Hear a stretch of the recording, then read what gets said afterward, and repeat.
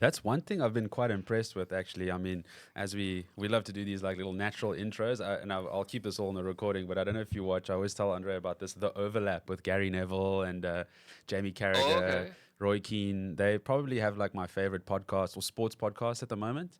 And it's Yeah. so funny, bro. The intro is the best part when like the guys are just walking into the studio. Gary Neville's busy chowing his bananas there, and suddenly Wright comes in, Righty from Arsenal, old Arsenal legend, tuning him shit. Then Keane Yeah. walks in. It's such a perfect way to like just keep it natural, you know.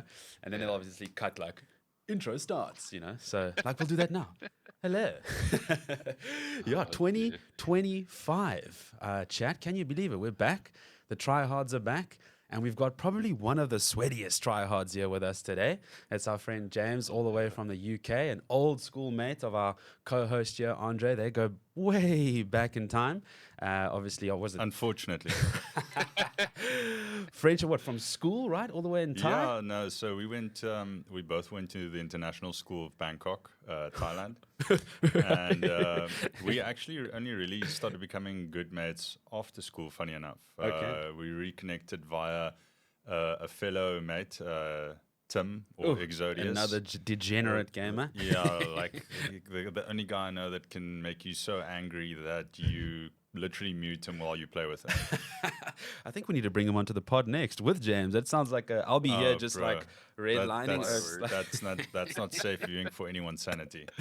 Well, perfect. I mean, look, I think then at least we know we've got some fuel for the fire coming up and in future pods. But this one, most importantly, will be focused on James, and I think our shared love for games. I think that's the focus of the podcast. We want to speak on what we love, what we don't love too much, and hopefully get you guys excited for what's coming this year. I think we have a really cool list of games that we have played and that we're gonna play.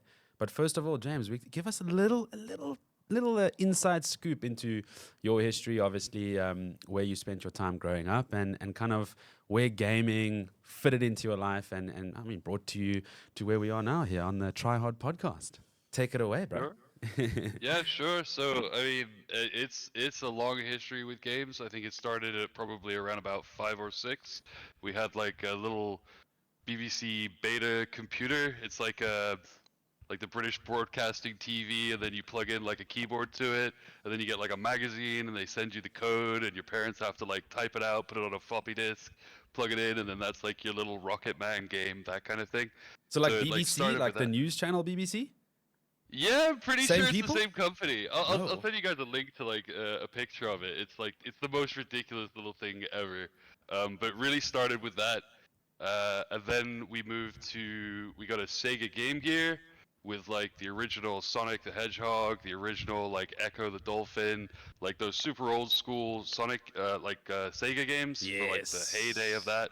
That was Oh, huge. We used those that for black like console- traveling. The true Dark Souls. Jam the game cartridge in there, give it a blow every Yeah. now and then. Flip games are I'm still- difficult in that era. I've still got one as well. I picked it up in America for like 10 quid, and it's What? like it's got like 8 AA batteries. It's insane. Like basically half the console is just battery packs. So yeah, Incredible. so You did actually got that. to send us a little picture of that after the pod so I can slide it in there. Jeez, like I'm sure the kids watching the show wouldn't even know what that is. It's such a sleek looking console as well. They don't really make them like that anymore. It's beautiful. So then after that, obviously traveled, as Andre said, met him in Thailand. So traveled around the world. So I spent 7 years down in Sri Lanka. That's when Wow. I pretty much switched to like almost more fully PC gaming. So that's when I built my first and my second computer was there, kind of grabbing the local components, a lot cheaper than buying them in England. And then obviously as you're out in Asia, your access to games is, let's say, easier. Yeah. I think we're just still So complaining about it to this day when you see prices on that side of the world compared to what we're paying in the West. It's ridiculous. Yeah. No, but I think what you misunderstand there, Luca, is that I don't think either of us bought a official copy of a game until we turned 18. Come on, it can't be on the podcast. No, I'm kidding. We all came. I mean, Nah. geez, like if you went to OC just down the road, yeah, in Belleville, all you were doing for 2 days is just downloading, copying games, cracking I everything. misspoke. We Yeah. only bought official copies. Like we went out of our way to because we had so much money when we were kids, right? Yeah. it's The like second you your- could crack your your PS, you were doing it. Like, Exactly. It's like your £3, like what do you call it, like allowance per week or whatever. In England would get you like a tenth of a game, and in Sri Lanka it gets you like a small booklet of CDs.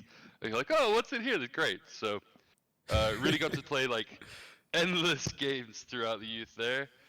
Then moved to Thailand, started playing games. Actually, spread out. Started playing on some consoles. So started playing Halo with like the Hooligans, or playing Counter Strike. Started then, and Okay. StarCraft, which we used to play at the Oof. cyber cafe behind the school. StarCraft on that side of the world must have been tough, dude. My goodness. No, that's right. I only had to play Andre, so it's fine.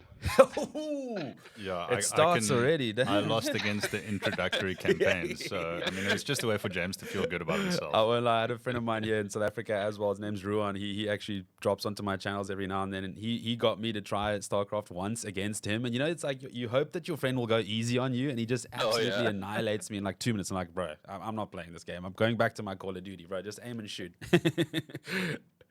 Yeah, so I mean, we had those, and then we had O2 Jam. Do you remember O2 Jam, Andre? Oh yeah. So for those who don't know, O2 Jam is sort of like a keyboard-based Guitar Hero style game where just like this crazy Asian techno and songs come up, and then you need to hit keys in rhythm with like how the things come down.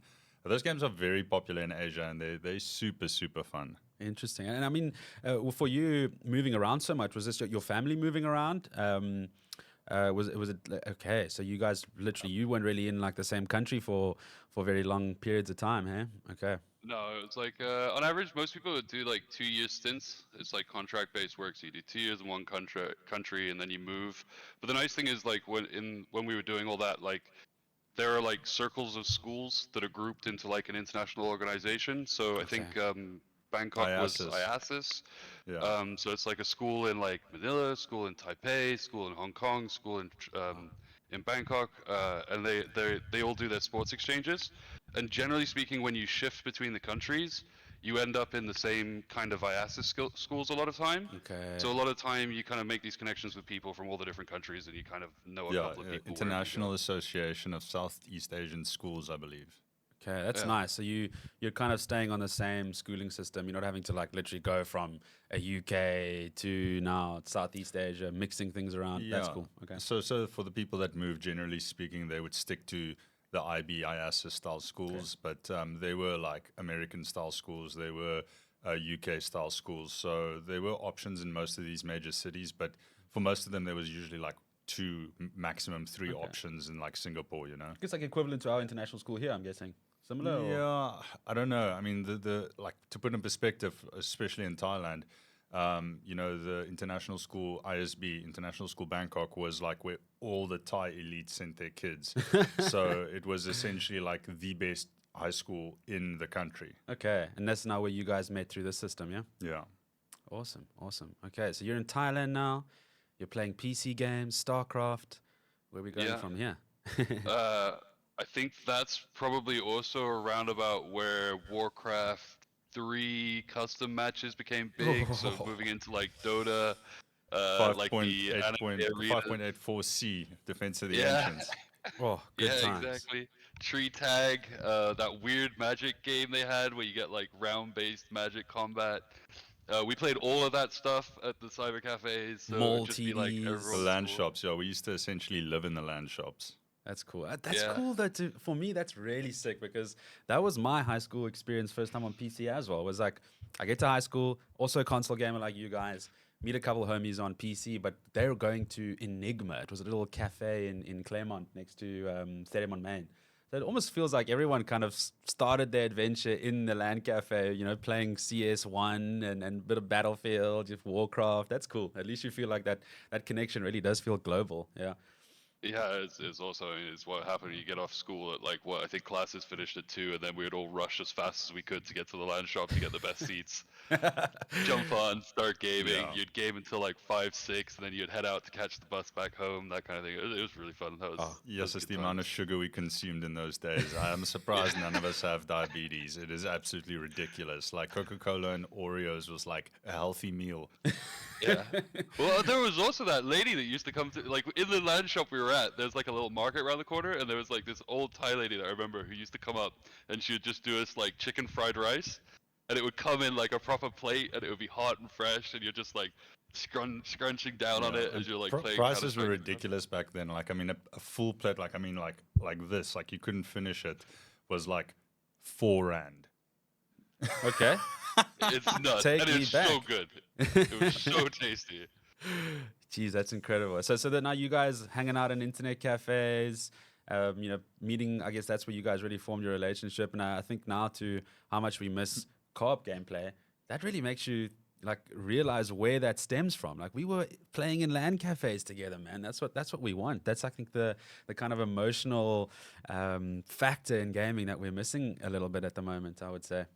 Yeah. But it's also like the in-person gaming, right? Like there are a number of times I remember, like we did a massive LAN party for one of our mates' birthday, where we all like showed up at the house, brought all the computers over, we were just gaming all night.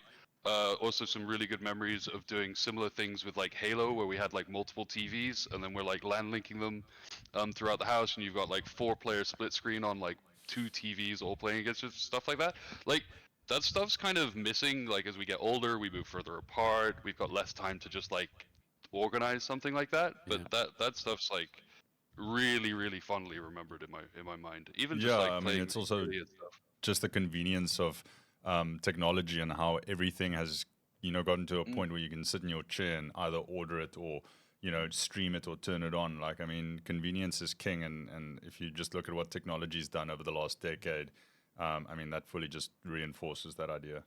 I feel like you guys are, I mean, personally for me, you guys are a really great example of a couple of homies who've maintained that friendship, over such major distances. And thanks to games, I would say obviously a big part of it. I mean, I can honestly say I don't have friends from primary school that I'm hanging out with every day like you guys are, so that's really special. So you guys obviously met in Thai, formed a relationship there. And then Dre, you mentioned obviously you guys kind of went separate ways. Yeah, Um, so I think we were only in the same school for about 2 years. Then he Yep. moved to Manila, which is where? Philippines. Philippines. Philippines. Okay. And Oh, then, yeah, one more thing like, about Thailand before Manila. Thailand's also where I got my PlayStation 2, which is my first like oh, that proper was modern prime console. PlayStation 2 eras. But again, Yeah. if your PlayStation 2 wasn't chipped, it was basically worthless. Yeah. Wasn't But the you PS2 couldn't the buy a first non-chip one. PlayStation that got internet, Ethernet? It got like an Yeah.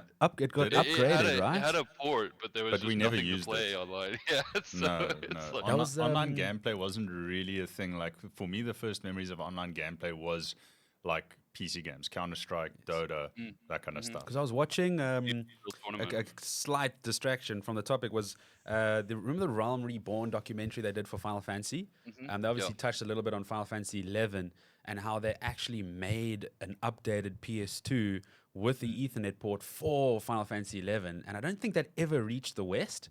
It was only in like Japan, obviously. In East Asia, so yeah, that's pretty cool. You probably got your hands on like a very exclusive device there, dude. I mean, not only that, when you bought it there, you get it. You go to the store and you buy it, and it's not even a question if it is chipped. It just readily comes chipped and like ready to do whatever you want on it. That you don't have. So yeah. I still find it so funny because then you'd go to the movies and then like those piracy ads would come up. It's like, would you steal a phone? Would you steal Yes, a car? that was It's hectic. like, but piracy is stealing, and we're like, bro, it's a way of life here. Don't come at me. Yeah. Yeah, I I would mean- have to actually try if I didn't want to like buy a pirated game. I'd have to hunt But I mean down like. that's also sort of like the genius and the catch-22 with all these online games. Is just like with the key authentication and whatnot. You really can't. You need to buy the game. So right? difficult And now, and yeah. I'm older now. I fully am in support of paying for a title if it's good.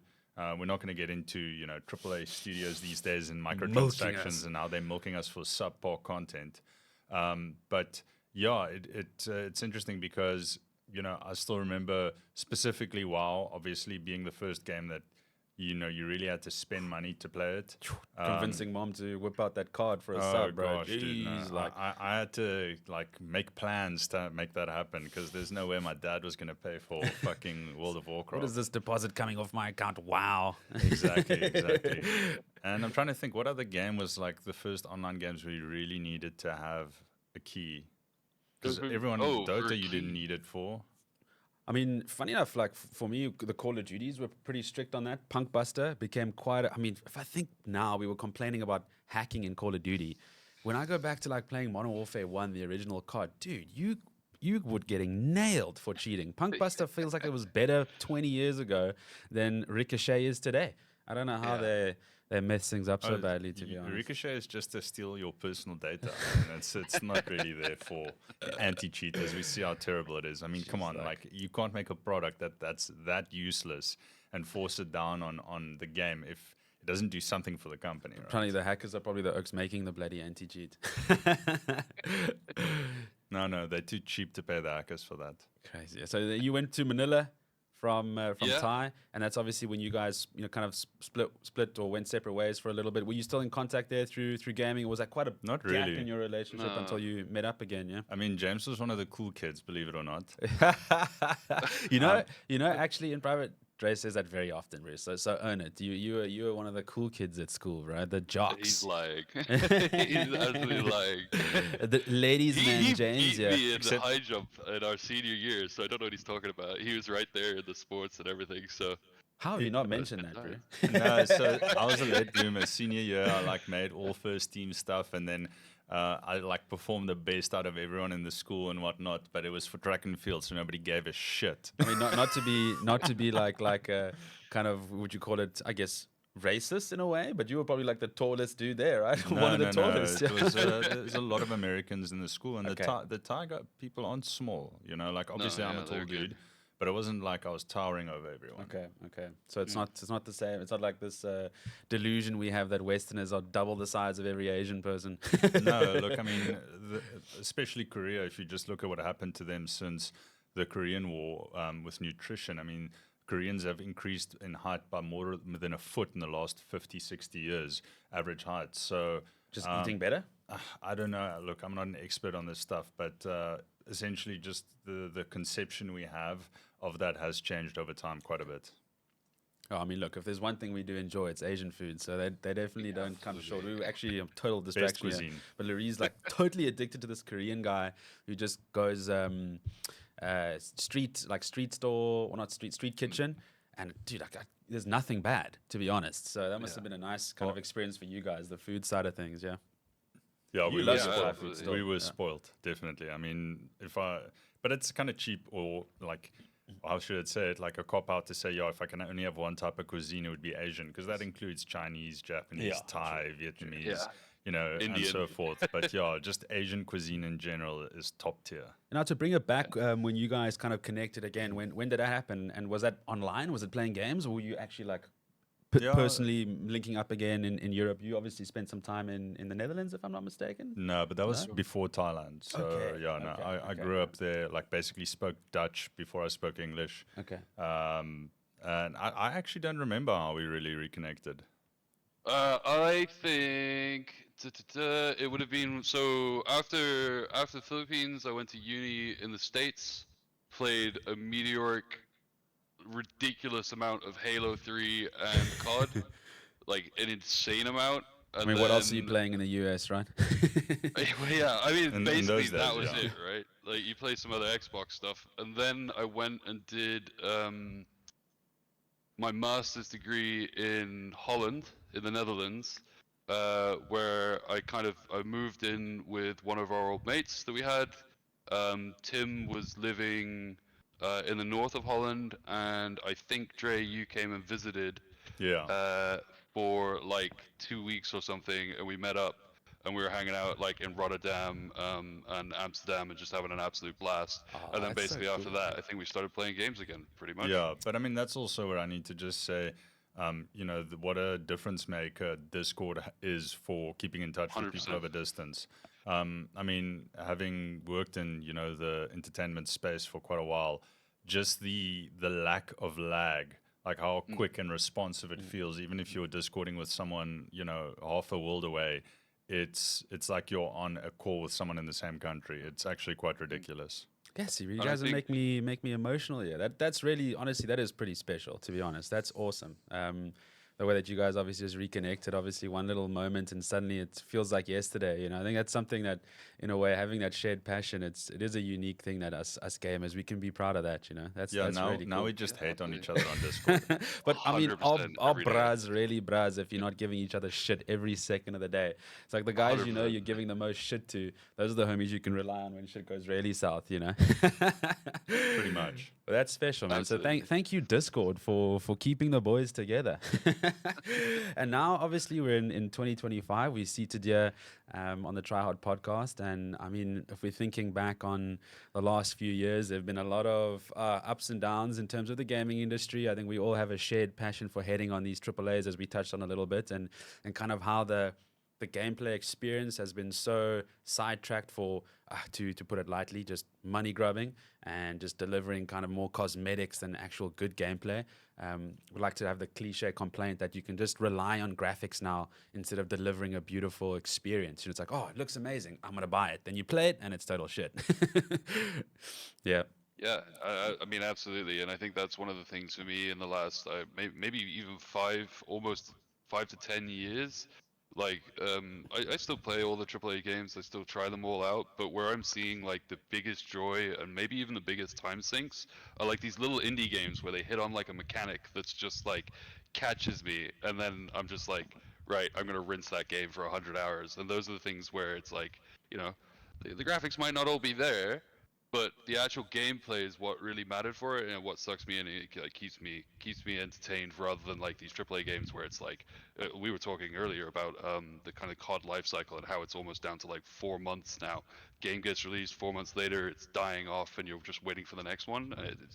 Yeah, I don't know. There's something they need to do there to improve that. Yeah, it's that kind of live service discussion we were having. Maybe it's better to make it free and just Mm, keep on delivering content, keep your employees being paid through little cosmetics that not everyone has to invest in, yeah, but at least keep the game fresh and new. And as you say, focus on something, not doesn't have to be revolutionary, just yeah, a mechanic that really keeps the gameplay loop feeling worthwhile. And touching on, I guess, last year, and we could even go even a little bit before on a few certain games, looking at that experience that we really like just hungry for. Last year, I would say my perspective, but I'll throw it over to you guys. The game that really delivered was obviously Elden Ring. I mean, that's been the case for the last few years. The Souls games have always been that like one little ray of light that comes in every 2 years and gives you a month of just absolute degenerate gameplay. And that happened to me with the original launch. I think I had like 500 deaths on Millennia, and we try again. Dude. Somehow we just carry on trying. There's something about these games that just keep you wanting to come back and punish yourself. And same thing for Shadow of the Erdtree. I mean, that's when you look at a AAA studio that makes a DLC that delivers you more than some fully fledged new games. Most new games. Yeah, I mean yeah. that was incredible for you guys. What would you say, keeping things a bit more positive, maybe? What were your standout gaming experiences? Let's say in the last 2 years. Let's not keep it just to 2024 because like Elden Ring can obviously come into its expansion as well. But what was that like game that really was that experience that you wish could be replicated more often? Sure. I mean, across different, I would say in terms of genres, like if we're going back like a couple of years, um, I would say Baldur's Gate 3, Epic. That's the best. That is such a good sequel to Baldur's Gate 2, and it's such like a faithful example of doing D&D kind of 5e rules like correctly and creating this awesome world you can do what you want with. Again, on that co-op topic Yeah. involved there as well. I would say Armored Core 6 on your Elden Ring kind of feeling. Seeing FromSoft come out and deliver a very different game, a much like tighter game that still has like epic combat, and I like big robots, so kind of got that going for it. Um, Pal World, we were touching on that Yes. earlier. That was Big one. legendary. I mean that Um, nearly destroyed That nearly destroyed one of the biggest like devs publishing houses in the world. Gave them a proper shock, and we're still seeing that kind of the ripple effect of that today. You know how they're having to now change their game to accommodate Nintendo's hammer. Yeah, absolutely. And I think that's nuts. I think that's a really like bad indictment of like how we do our IP systems in the gaming industry in general, but even like wider in the industry. So I think that's really interesting to follow. Um, Helldivers 2, Helldivers 2 was Yes. like an epic sequel to Helldivers 1. It captures everything that Helldivers 1 was, but made it more accessible for like a way wider player base. And Are you again, still co-op. playing? Are you still playing Helldivers 2 now? A little bit, every now and then. I I see some haven't of my played it. I friends need log to on, pick it but up because I heard there's like a really good patch that came out in like yeah. the last month or so. So I need to pick that back up, see what's going on there. I just put it down because Have you got I, Helldivers 2? Yeah, I've got it, but to me it got to a point where it started to get a bit repetitive, so I haven't played in months. Oh, maybe we need to. and Maybe we also all they need to just dive in nerfed and check it out. everything. Pardon the pun. Yeah. Well, no, like I think it would be really worth it. I think we'll have a lot of fun. The reason why I stopped playing was because it felt like every time we found something fun, the devs kind of nerfed it out to make it like harder, and that's not what I want. I want you to throw more enemies at me, bigger enemies at me, angrier things, Yeah, new don't things I weaken the need to deal player. with. Yes. Yes. Yeah, yeah. Yeah, you want to Make me feel like a flippin' space warrior, dude. Not like throwing feathers at your opponents. And I think that's like a good thing to say in terms of like I know we're gonna talk on it later, I'm sure, but like Marvel Rivals, the thing that catches me with Marvel Rivals is it has that original Overwatch. Every character is brokenly powerful, Yes. and yet somehow it all kind of works together. And I think that's what I want to feel in a game. I want to feel epic, not, oh yeah, I'm throwing out 100 damage. He's throwing out 100 damage, but mine's blue and his is green. Yeah, yeah, good point. Actually, funny enough, in chat today, playing on the Demam servers, like literally, that is exactly what homies were saying. It's like, stop complaining about the characters; they're all OP. You just gotta play it right, you know. Stick in the Yeah, roles. 100%. You're gonna do well if you But just I learn also- that character. I yeah. also really like the dev approach to the game because they specifically said that they're not going to nerf characters. They'd rather make other characters stronger, and I think that really is the right approach. I mean, I can't remember which game it was, but there's a bunch of games that came out in the last couple of years where, you know, if you no-life the game when it came out, you just got so far ahead before they just nerfed everything that made players strong. And then for you to get to the same point, then these guys that had, you know, basically a week or two to just grind the game nonstop would take you months. Yeah. Yeah, Where, 100%. like at that point, I just uninstalled the game. Yeah, I feel like fighting games, that was something we complained about quite a bit, is that habit to nerf rather than buff, you know? Make the weaker guy stronger. Don't make my homie who feels really good now and I'm enjoying fighting with him, mixing you up in the corner with crazy shit. Rather give that guy a defensive tool that can stop that instead of making me shitty. And then suddenly now this character's too weak and you got to like weaken the other ones. It becomes like this constant rescaling battle. Rather just raise the ladder, raise the bar rather, you know. And I don't really mind a little bit of like, you know, if I'm honest, in a game, if there's a little bit of unbalancedness between a character and another character, there's always going to be a meta. There's always going to be one that's better. And it's kind of like learning to adapt and deal with that difference and knowing like, oh, this scumbag is playing like, I don't know, Scarlet Witch while I'm like playing as Jeff the Shark. I know he's going to come for me. I know he's going to auto-aim me. So I just need to stay out of his range or Yeah. like handle it in a different way. I think that gives life to the game rather than like ruins it. for Yeah, people. look, I mean, Exactly. the perfect example of, you know, there's no better example is just Super Smash Brothers Melee, where the game 100%. has not been changed since its release in, 2001. And there's still new characters that have been on the roster for 24 years winning majors that have never won it before. That's just the community adapting and figuring out things. So, yeah, I do agree. Unbalance in the game is generally a good thing because symmetrical games become stale very quickly. Very, very fast. Yeah, absolutely. And it is a crisis at the moment. To be honest, I feel like, and that's almost something that like MOBAs do quite well. I know you guys enjoy Heroes of the Storm a lot, you know, and it's just understanding your character and being able to utilize the tools at your disposal. And I feel like, if anything, those are the games where you don't see characters being changed so much because there are so many to select from. And I guess that's why these MOBAs are still doing so well. I mean, the player base just never seems to drop across those three titles. Like Heroes of the Storm, League of Legends, Dota 2, it's thriving to this day. Yeah, I mean, I obviously think you've got to put Heroes of the Storm on a lower echelon, but in my yeah, opinion, it's one of the best products that Blizzard makes at the moment. yeah, There's just something about the way that they've done that game where, I used to play a lot of Dota, didn't really play so much League, but uh, there's no way I'll play Dota again. It's just It's it's too frustrating, too toxic when someone in your lane throws a game. It's just I don't have the time for yeah, that. you don't want to be on a South African lobby and read that chat. That shit gets really violent. Holy moly! But that's been like how can I say a pattern since, as you guys were talking about earlier, the Warcraft 3 private server days. We had Twilight servers here in South Africa, and Oaks were just absolutely degenerate in chat. It was disgusting, and it seems like it's just something that just carries through the culture of MOBAs in general. Because oh my word, going to League of Legends and type in that chat as well. I just mute everything. It's the safe option, even in Rivals now as well. Mute mics, mute chat, safe. but I think like in the same breath, because it's obviously like the meme of the COD lobby, and like it's just as bad kind of thing. Like, if it's fun in games, it's fine. Like, no issues. It's when it becomes like a personal attack on an individual, or like the whole lobby ganging up on one person. That's where I Mm. feel like it gets a little bit dark and not fun. If it's someone raging that they're losing, it's probably their fault normally. So Yeah. I mean let it that's go a if it that's happens. a cultural issue in gaming we're seeing come to fruition quite aggressively these last couple of weeks with this whole OnlyFans drama as well. Like, guy makes a mistake in a game, doesn't own up for it. Cool, criticize him.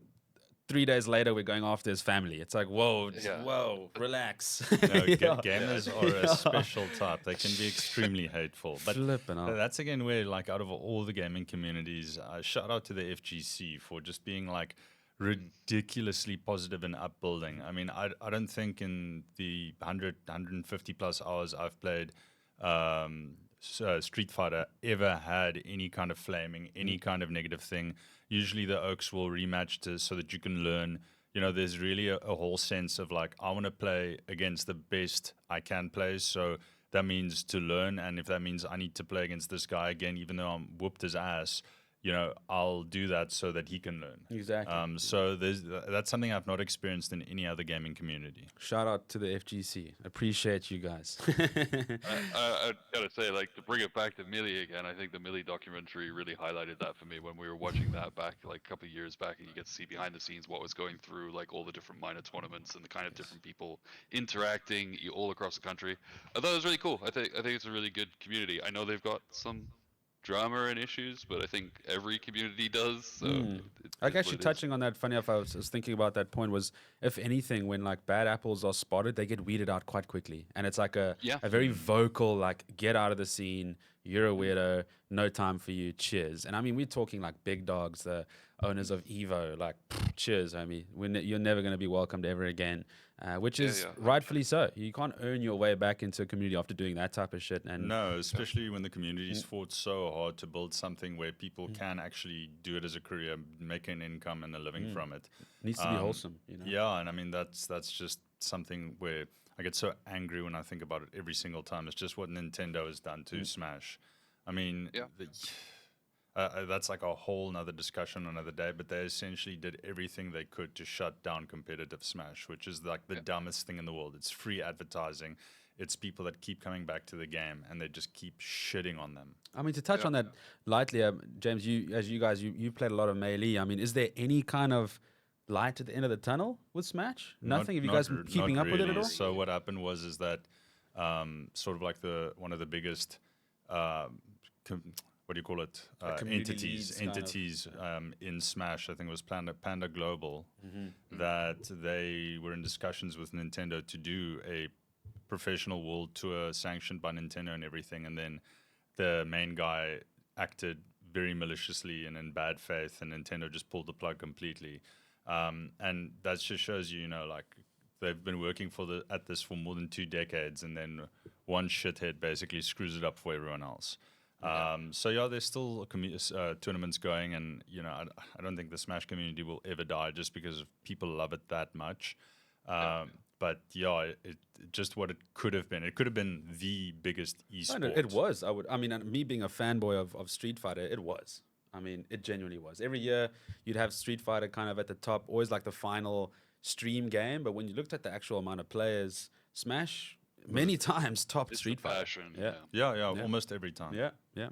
Yeah, I mean, looking at that, I think speaking on that co-op discussion and the games that we're really looking forward to this year, we'll touch on some of the big highlight titles, but we obviously have you touched on Baldur's Gate 3. Obviously, we want to maybe give that a proper try as like a 4-man co-op sometime soon. I think that's the discussion we've had since the game launched, just aligning the boys together for a BG3 session. I think this is the year. But a few games which every time I jump into the Discord with you guys, I hear the murmurs, you guys playing like golf with your friends.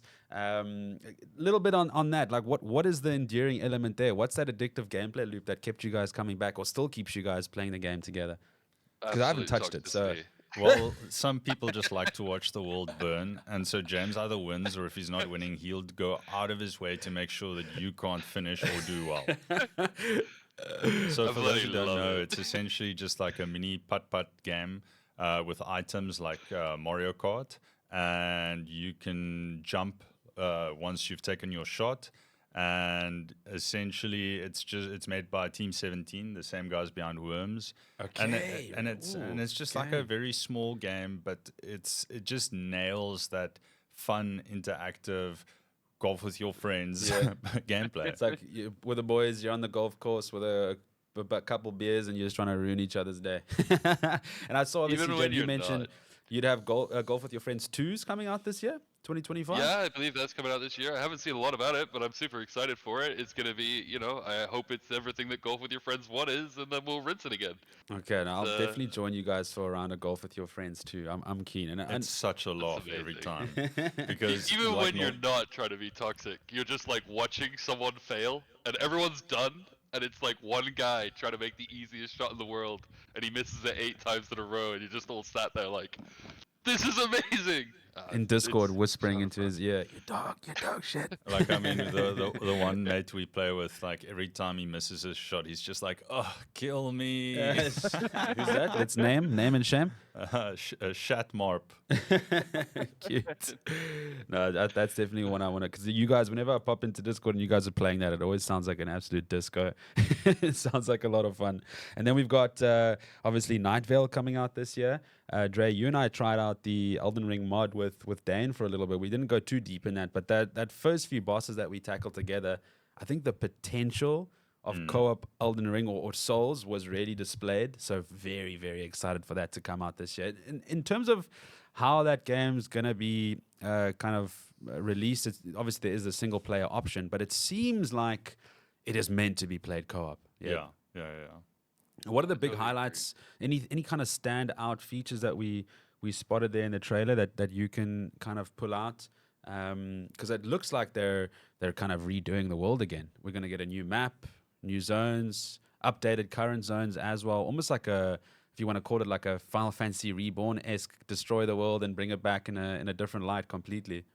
I think for me, like the interesting thing about Elden Ring is Elden Ring really gives you all the freedom of your traditional RPG game. Like you could be a healer, you could be a paladin, you could be a priest, like you can have all those archetypes, but like when you're playing it solo, like some of that stuff's just kind of pointless. We want to be a man with a big stick and we want to go boop on the enemy boss and kill it, and that's kind of it.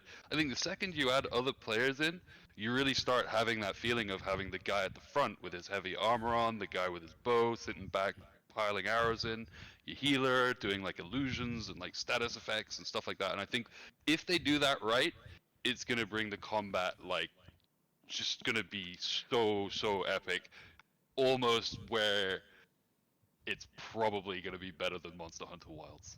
Which I'm super stoked for. So. Yeah, I mean, let's not forget that. It'll definitely be one we bring up now. And I think just keeping on the Elden Ring train, Shadow of the Erd Tree, speaking exactly on your point there, it felt like they added a lot of abilities from like a healer perspective, specifically for that, like heal from afar. I watched a hilarious playthrough on YouTube of a homie who finished the entire game just healing his summons. And literally beat the final boss, literally just being a healer, like running away from Radahn and keeping his Urks alive. So I think that's where 100% speaks to your point there. It's pretty shitty healing an NPC bot. You want to keep your homie alive. I think that's going to be really, really interesting. interestingly enough, again, because I want to hear the toxicity and the fear in their voice when they're like one hit away from dying, going, Yeah. that, Andre busy running in there with his bow and arrow, trying to flip and dagger stab the oak in the background. Heal me! Heal me! Oh no, if I'm playing, that thing's already dead by the time you guys join the lobby. Yeah, because he's the guy who goes and gets the one hit full heal builds, flipping cheese machine. This guy, hey? I have no idea what you're talking about. So obviously now, James, you're big on Monster Hunter. You're super hyped for next month.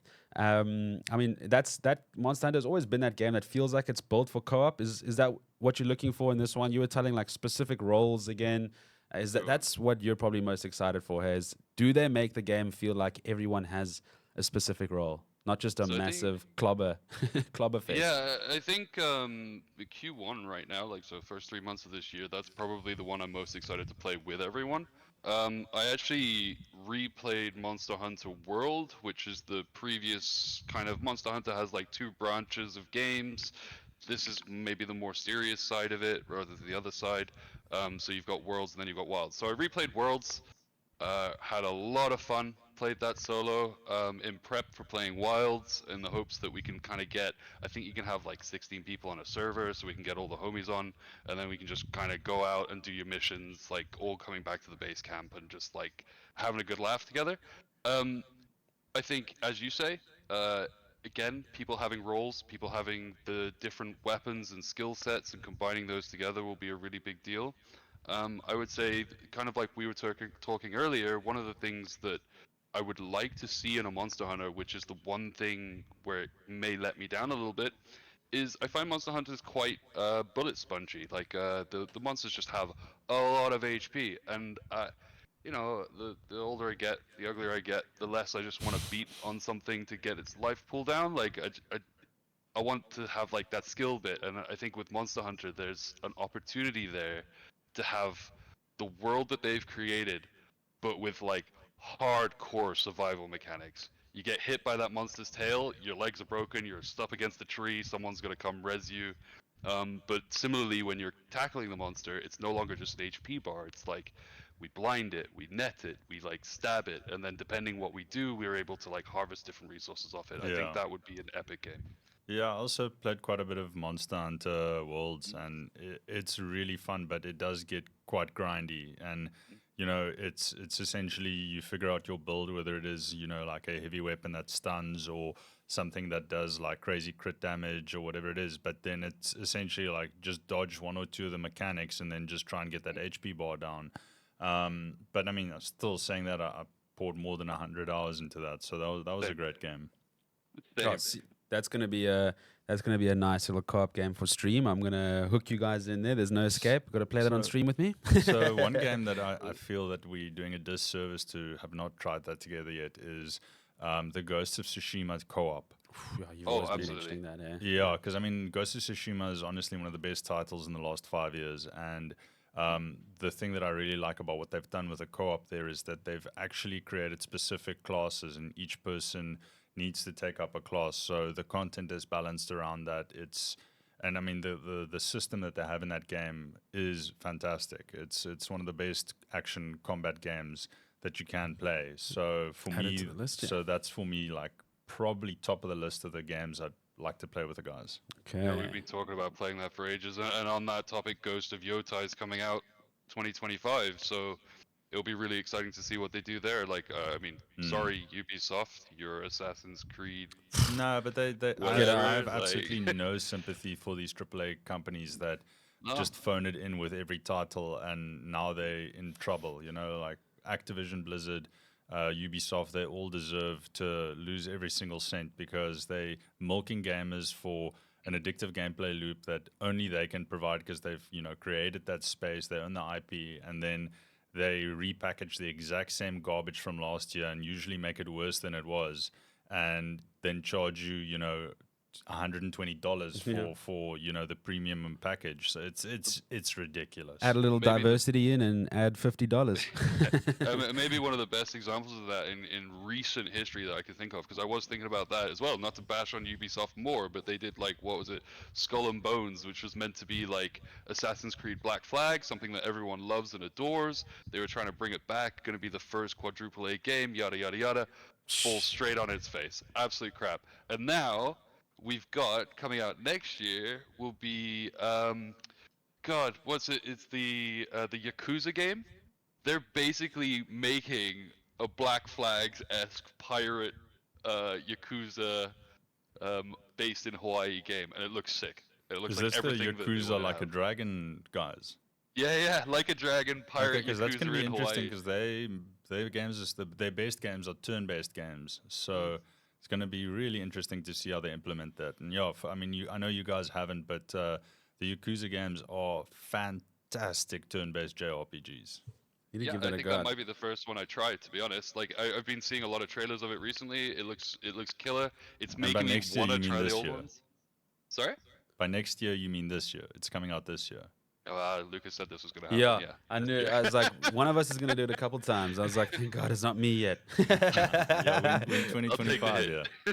It takes like 2 months for the new year to kick in. It's like, wait, what? We're already next year? Like, yeah. I'm actually Yeah, before we 100%. move on to, I would say like kind of the last little topic would be like the big games that are in the moment right now that we're all sweating quite a bit. But going back to that turn-based discussion, I brought up Expedition 33 a little bit earlier, and kind of how we feel about Final Fantasy. Me being a massive Final Fantasy fan, and I actually really appreciated, James, when I found out you were also a massive Final Fantasy head with your love for Final Fantasy 8, which is still Hmm. hands down my favorite. Not everyone's favorite, but it was just that, when you play a game at a certain age, the timing is really big on Oh, how it affects perfect. you, and Final Fantasy 8 was that game for me. That kind of like learner at school, hard ass squall mentality. I don't like Yeah. anyone, I'm doing things on my own.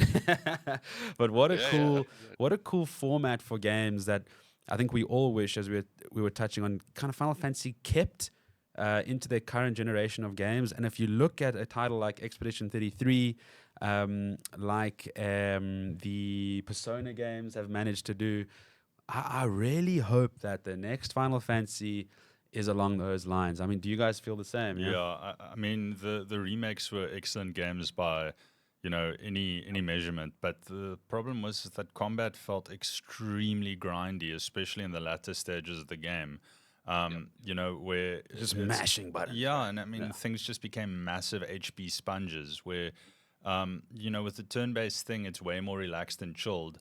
And now you've got this live action stuff. I mean, what's the latest one? 16. 16, yeah. I couldn't get into it.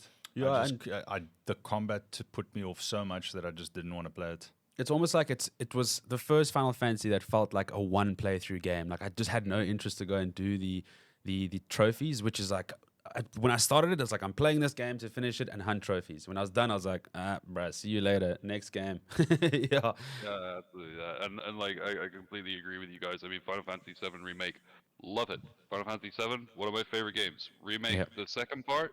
I still haven't finished it. I'm on like the second to last chapter, and it's just every area is more of the same and bigger. And yeah, it's beautiful and you want to see it, but like I don't really care about the side content. There's nothing there that's gonna really make a difference to the game. It's not gonna make it feel unique. So I just kind of want to blast they through it. they which I really think is really messed up the key gameplay loop in that, in my opinion. it's like we were touching. Yeah.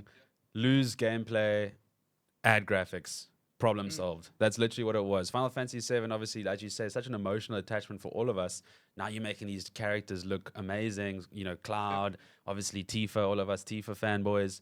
Now you're kind of just hoping on that. You're just gonna be so impressed with how beautiful it is. You're not gonna really care too much about the gameplay loop. Yeah. Yeah, and I have a slightly different opinion on 16. Like, I really enjoyed 16, but not as a Final Fantasy game. Like, as a Final Yeah. Fantasy story, yes, but not like as a Yes. traditional, like, how I feel Final Fantasy should be. For me, like, as you said rightly, like, Persona 5, epic. It's got the story, it's got the pacing, it's got the graphics, it's got the gameplay, amazing. And then even more recently, we were mentioning it earlier, like Metaphor ReFantasia last year.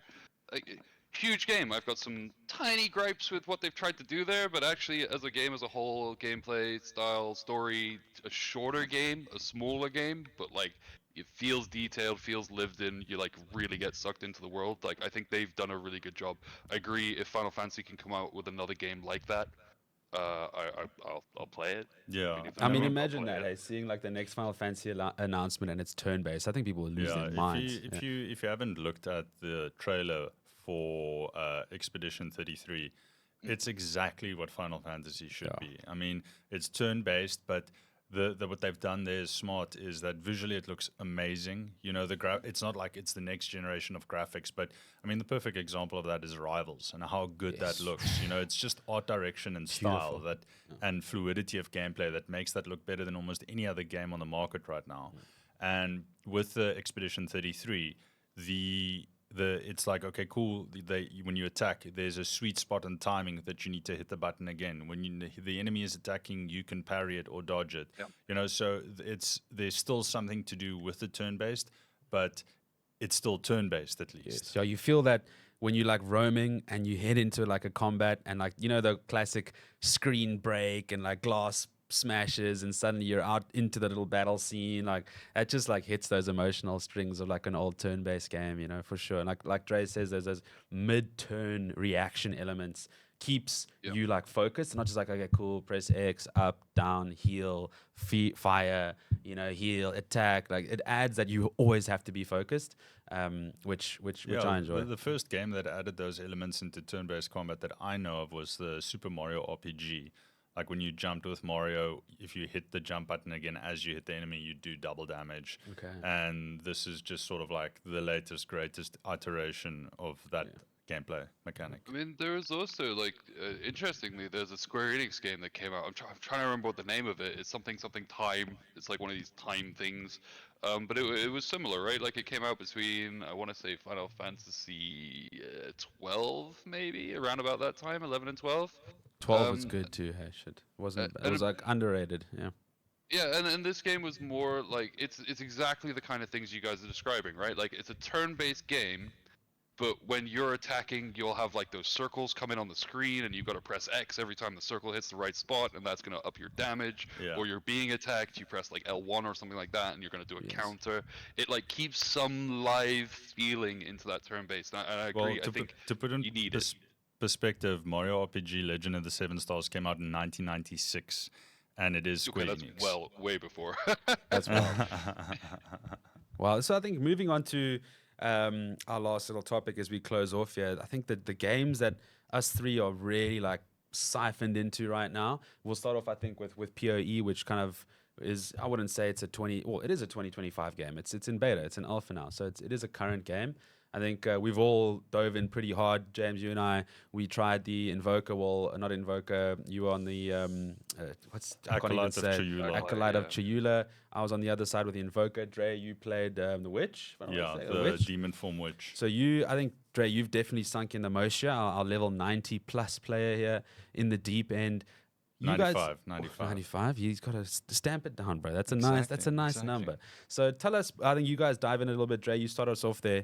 PoE as a game, from what PoE 1 was to what it is now. I think for me, the letdown was it doesn't feel like you can co-op really at all. It's not built for that.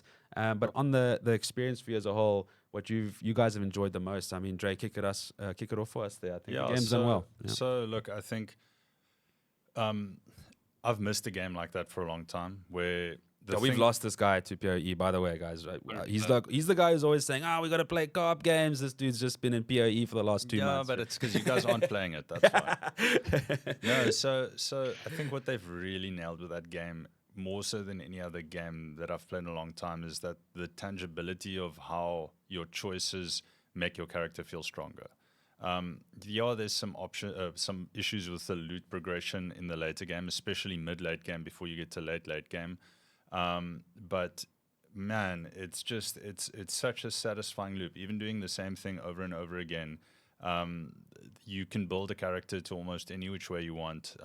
Arguably less options than in PoE 1, but I mean, the game is only halfway released. Not all the classes are out, not all the ascendancies are out.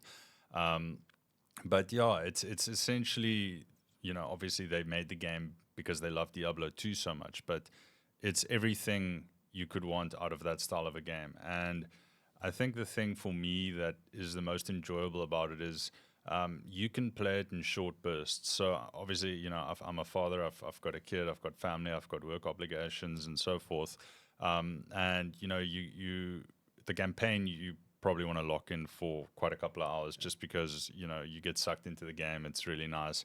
But once you get your character set up and you into the late game, you can hop in for a map 5-10 minutes at a time, hop off. And yeah, sort of trying to gather my thoughts here, but if I wasn't recording this now, I'd probably be playing PoE,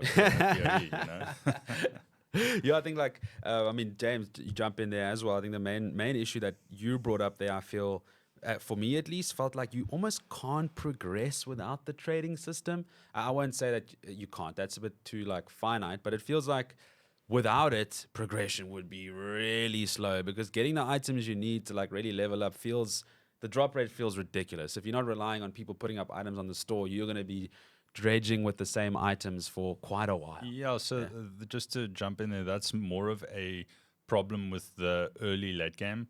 I got to level 85 without doing any trading. So I think it's also spec dependent and, just sort of a little bit of luck on your drops. But the game, there is solo self-found. So there's a lot of guys that are level 95 plus and solo self-found. But yeah, there's definitely some tuning that needs to be done. I felt that frustration as well. But once you figure out, and it is a game that takes quite a while to really figure out exactly how the systems work. It probably took me 100 hours before I'm nowhere near an expert, but I've got a good idea. You're a library now for the game. Bro. I'm just coming to you instead of going to Google. Yeah, but there's still, I know nothing compared to the old PoE1 heads. James, your experience obviously being melee, it does feel like quite a different game, you would say. 100%. Yeah? 100%.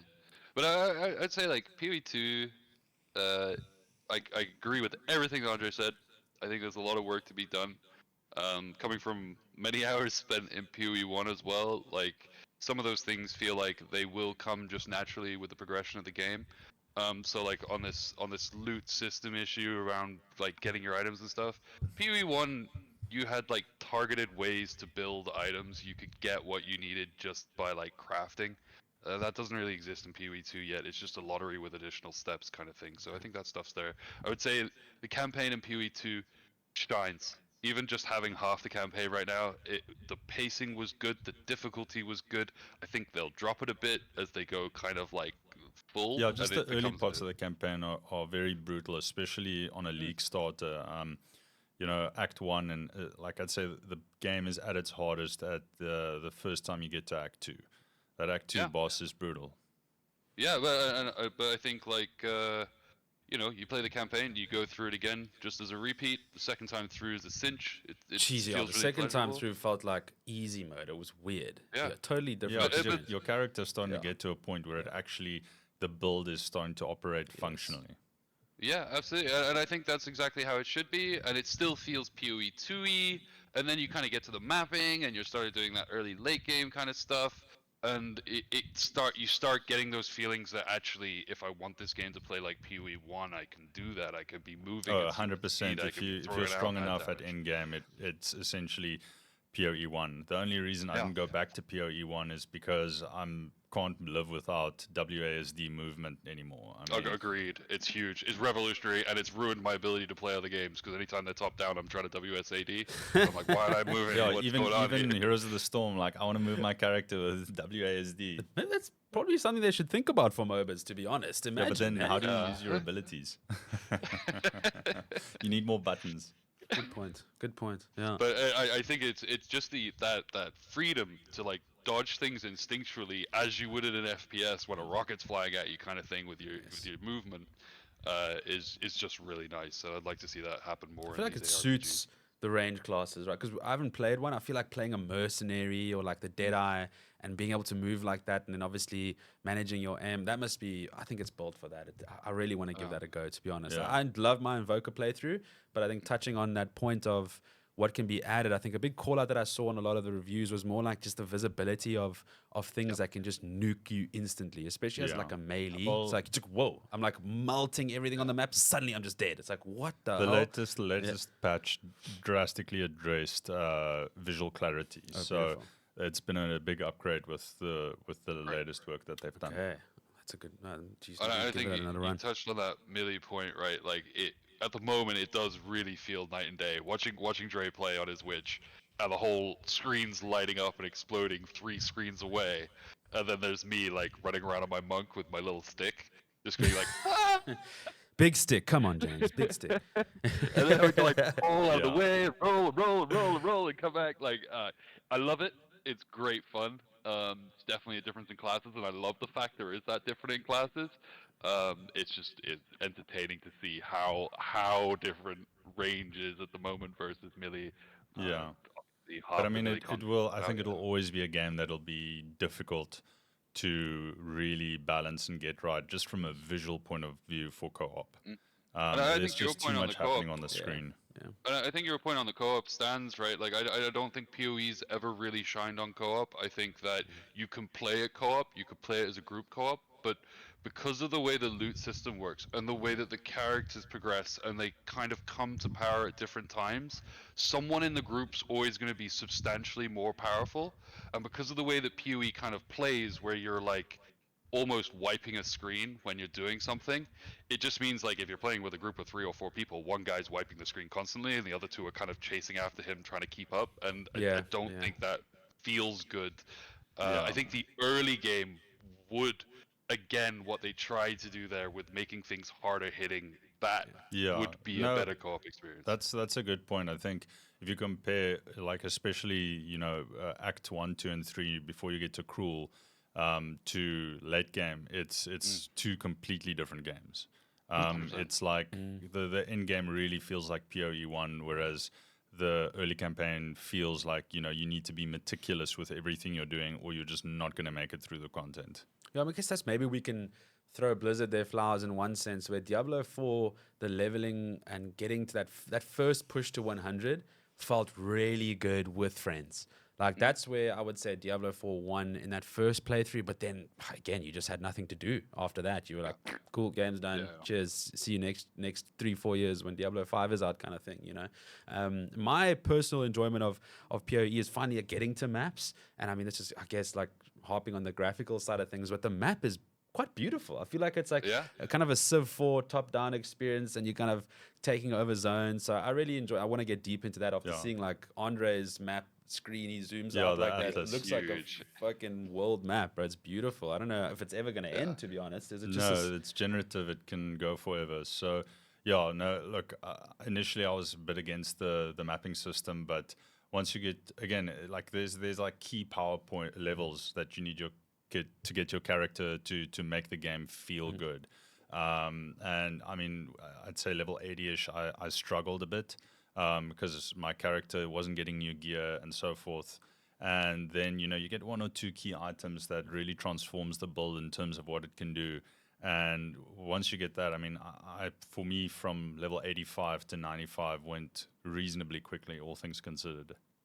Oh, that's all. Yeah, Ding, ding, ding. agree. Thank you, Triple G. So I think our first good game, or our first game of the year that we've really been diving into and really delivering. So I mean, it's a good sign for the year. And on top of that, I think the other game that we've been playing a lot is obviously Marvel Rivals. And that one kind of absolutely. speaks to the co-op question and definitely what you were mentioning as well, James. That feeling of like having roles that are definitive and they all have a major impact. Every character feels good. And honestly, being a sweaty FPS player for most of my like online esports career, I'd always want to just play DPS. Honestly, the first time I'm running around as a damn healer strategist and having such a good time. Like the new Susan, Mrs. Fantastic from the Fantastic Four. What a fucking cool character. Like you're doing so much healing output, but when they call the character a strategist instead of a healer, you feel like that. You're at the back of your team and you're kind of like dictating the play, pulling people in with abilities, pushing them out, shielding,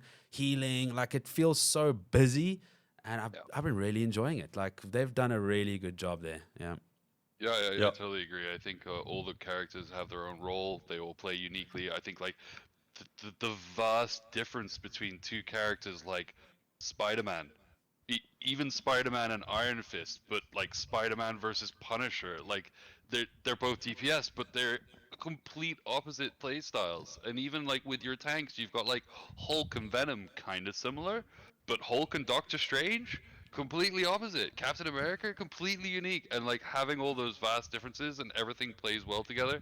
And I think one of the nice things about the healers is that they have a bit of agency, they have a bit of damage. You like take like Jeff, if he hits that shot at the right time and gets a headshot on a DPS, that's a lot of damage. He's getting kills. He's throwing kills 60 out there. damage AoE bubble. Yeah, it's pretty ridiculous Yeah, to be honest. What a exactly. toxic healer, No, bro. but I mean, just to take a step back, it's an unbelievable achievement what they've accomplished with that game.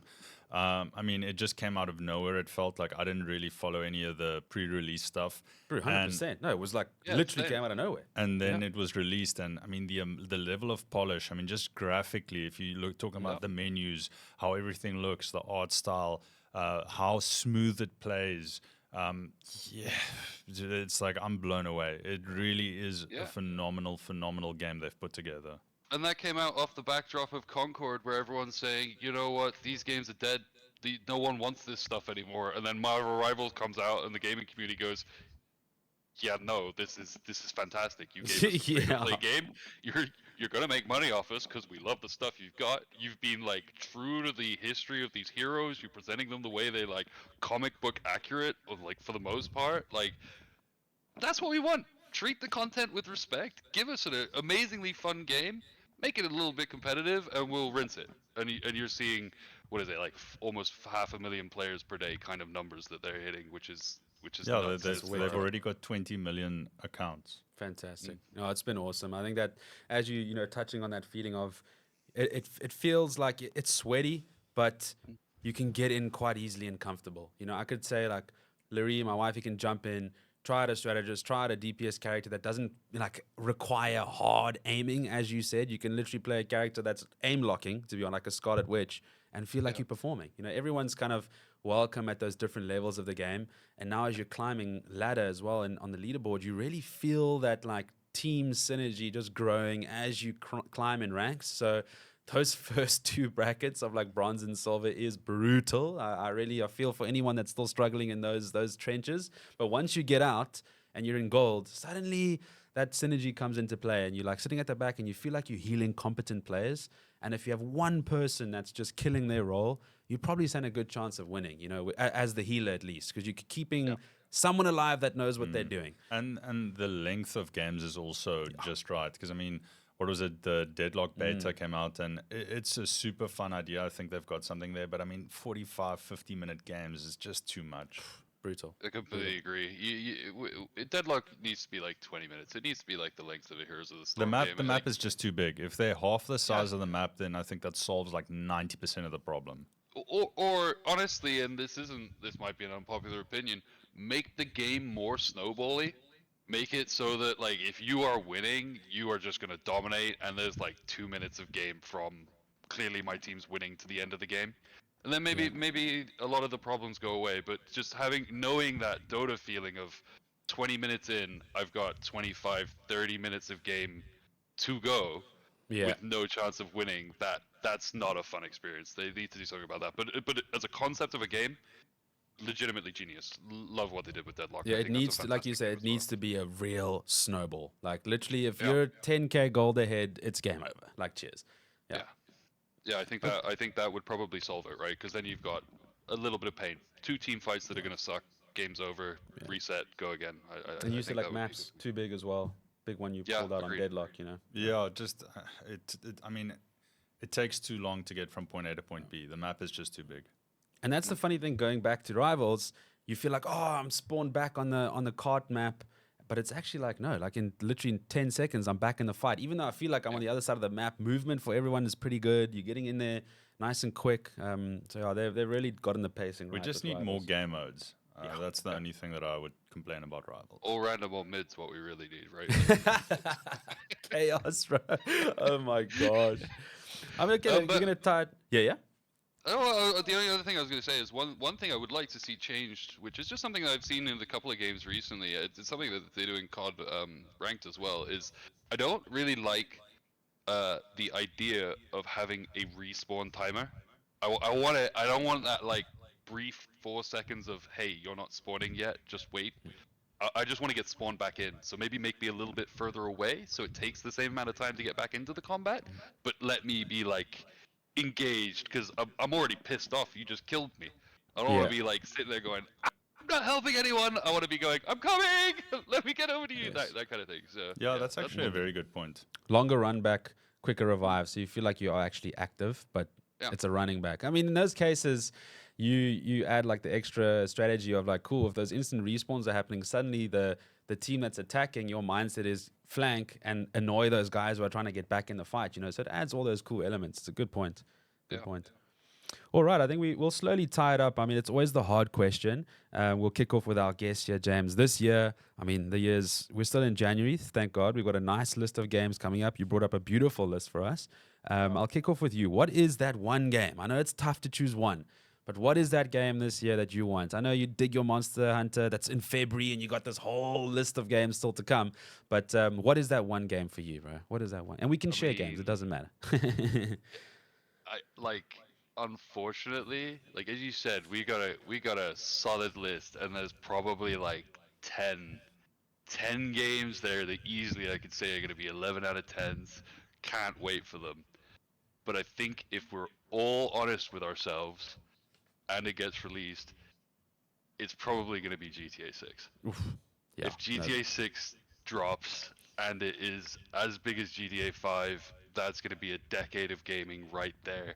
And with what they did in GTA 5 and what they could do in GTA 6, like I don't think even Elden Ring, even like Metal Gear Solid, all these other things we're talking about, I just don't think they hold to what GTA can be as an online and a campaign game. It's As just long for nuts. me personally, as long as they make the way that your character moves and like the mechanics of how you are in the world, if they drastically update that, then I'm all in.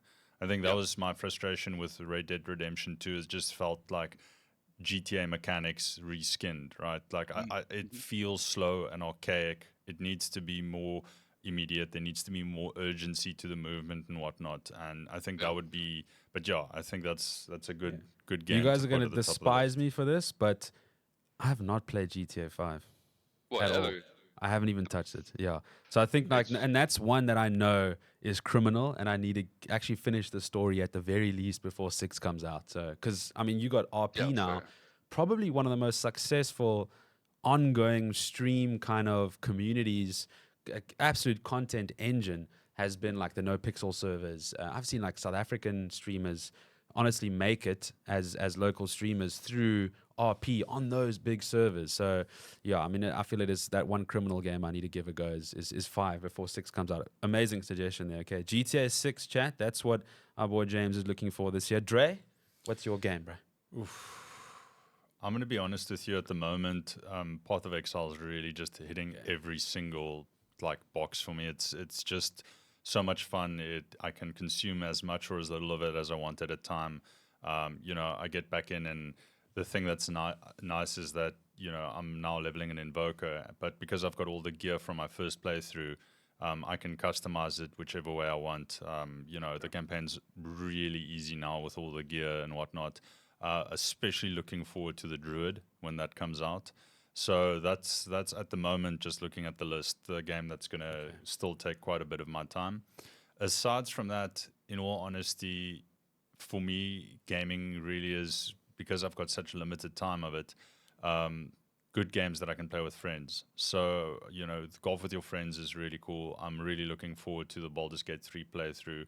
And any other games that come out that just give you an awesome, fun, light-hearted, challenging yet, forgiving in the sense that if you mess up, it's not like you lose half an hour of your day, style of games. Yes, So that would be, the things that I'm going to be looking out for All this right, year. PoE2 and golf with your friends too, a close second. Yeah, not a close second, a second, but a distant one, because I think you really love your PoE2. And I think the cool thing about that is, I mean, you'd like to say this, it's probably the worst it's going to be, right? Yeah. It's only Oh, going to get 100%. No, better. what the Yeah. devs have done so far with the few updates that have come out, they're listening to the community. They still got a strong sense and idea of what they want the game to be, while taking the feedback into consideration. So, as a lot of the guys online have said, the first major update has been God tier, and this isn't even the big content patch that they're doing in the next month. Amazing. Yeah, Well, I'm kudos I'm to so Triple G. Yeah. excited for the first league when that comes out. I'm just so stoked to see what they do in that space, and I'm so stoked to see the next 3 chapters. I'm so stoked to see them drop a bunch more bosses. Like I think there's so much room in PoE. That's that's gonna be like the Yeah, next if 5 you years. consider that less than half of the game is out, let's say a third, with the amount of variance and content they're going to add, the additional classes, the rest of the campaign, fine tweaking in game, it's probably safe to say that only a quarter of the final experience is available right now. It's going to be one of the best games ever. Well done again, Triple G. Kudos to them. I think keeping that action RPG kind of genre alive for us, yeah. Because I mean, we all have that hunger for a Diablo that will keep us going, but they just don't seem to deliver. Hey, since that 3 launch, that was an absolute disaster. Obviously, the game got a little bit better, but they just haven't hit that nail on the head for us. No. And then yours, Luca? For me, as I mentioned earlier, no brainer for me is going to be Expedition 33. I hope I'm not absolutely disappointed. I've just been dying for that old Final Fantasy experience. I mean, I replayed 7 last year on my own, platted that, 8 platted that just for fun, 9 platted it. I'm busy with 10. 10 is arguably one of the gnarliest Final Fantasies to platinum because of Monster Arena. I'm still busy with that. Oh my god, I was I honestly love 10. genuinely Yeah, surprised with how ridiculous that Monster Arena grind has been. I mean, all my characters are doing like 99,999 damage, and I still probably have 100 hours of gameplay to go to finish Monster Arena. It's ridiculous. So I'm keen for that experience, and also I feel it really like speaks to the streaming side of things for me, because I'd say the last 2 years streaming, I've always been Call of Duty on stream and kind of those competitive games, but my best month or two all time streaming for me was last year, when I just decided to just play the Souls games, from Demon Souls all the way to Elden Ring in 2 months. I cannot remember a better time on stream playing a game with my community. A solid single player game, storytelling. You're on that journey with me. We're all laughing. Everyone's fucking laughing at me because I'm just getting destroyed half the time. And I feel like that's just a really nice way to enjoy a game with my community. And then on the other side of that, looking at those co-op experiences for me, like I'm really keen to join you guys in Monster Hunter.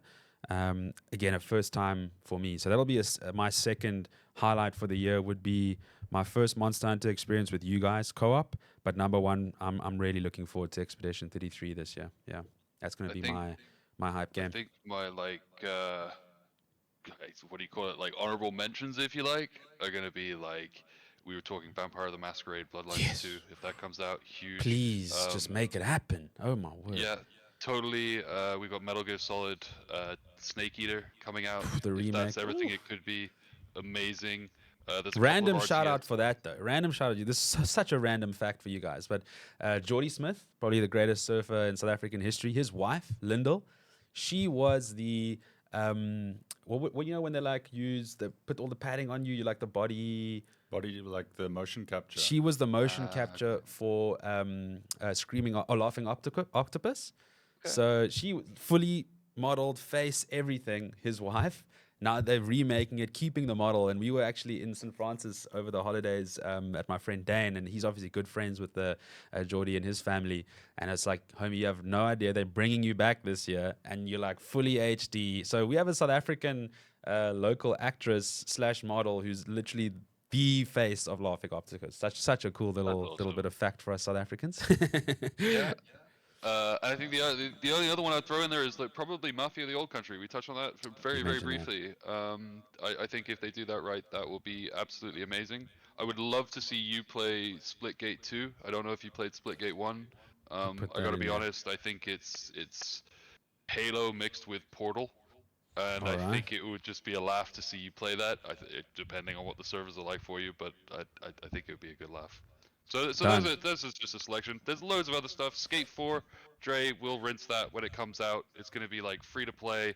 We can set up a spot anywhere, play horse online. Skate's got beautiful mechanics. I Incredible. think we'll really I've enjoy actually that. never so. played skate. I mean, and that's someone that does 100% at every Tony Hawk's game. So We It got is a Tony real Hawk skater here. like I mean, show us your squared. arm injury there, bro. yeah, no, I mean, I'm used to doing 80 to 100 kilometers per hour on a skateboard. So Reliving his heydays. I like it when the gameplay is a bit more He's tangible. got a son now, so he can't be doing that anymore, Chad. He has to do it in games, okay? Don't you go downhill on those things again. I'm definitely going to do it again. Can't stop me.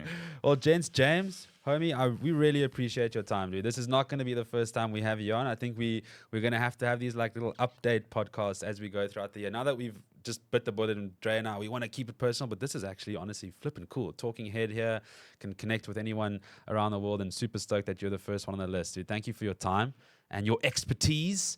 And we will be hassling you throughout the year, dude. Appreciate it. Something we need to Anytime. do down the line or implement is just sort of like a gamer challenge for our guests. Oh you yeah, know, like we did so- the one we did first off with Mike and Monet. That was quite fun. I think we just need to develop Yeah, that but a I little was, bit. I was thinking maybe there's like, you know, An what's that? in-game challenge. Yeah, an kind of, in-game challenge. Like, what's that game where you need to climb to the top, up, Oh, or yeah, only up? up. Oh my god. Something like that, where it's like, how far can you get on your first attempt? That was a wild experience on stream as well. Because now you get enchained. Was it chained? Oh something yeah, like that? chained together. Chained together. Maybe that's Yeah. the one we got to give a go. Like those. Oh, I fully agree, dude. Like a little game challenge next time. I'm up for that. We'll work on that behind the scenes. We'll dream something up. Guys, thank you for tuning in. Yeah, thank Again, you very much. give James a round of applause for helping us out here today. We'll obviously drop your kind of disappointments for last year, the games you're hyped for this year, and we'll review those for you guys, dive into those, and speak about them in our next episodes. And yeah, we want to really get this going this year. I know last year we kicked off the TryHard podcast as a little passion project between myself and Dre, and I think we've really gotten to the point where we really enjoy this. So we want to keep it going and make it more regular. So thank you, James, again for joining us, and thank you guys for watching. The Yeah. usual like, subscribe, comment, share it with your homies, and we'll see you guys on the next one. Cool. Peace. Cheers. Thank you.